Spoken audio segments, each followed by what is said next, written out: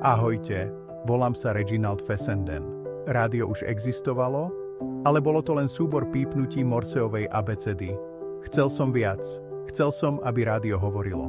Vedel som, že elektromagnetické vlny môžu prenášať informácie, ale doteraz sa používali len na jednoduché signály.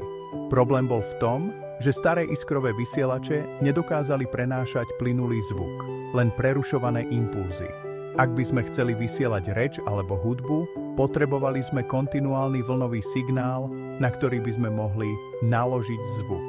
Začal som pracovať na vysokofrekvenčnom alternátore, ktorý dokázal generovať nepretržitú nosnú vlnu. No samotná vlna nestačila. Potreboval som spôsob, ako do nej vložiť hlas. Použil som uhlíkový mikrofón, ktorý menil elektrický signál podľa zvuku môjho hlasu.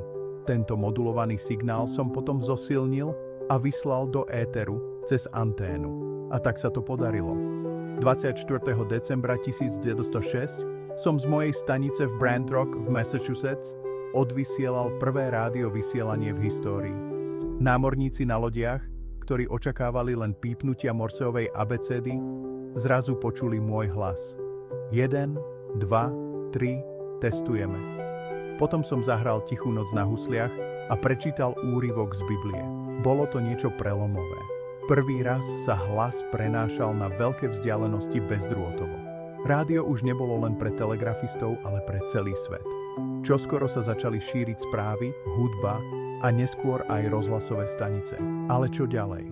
Rádio prenášalo zvuk, no mohli by sme prenášať a spracovávať informácie automaticky?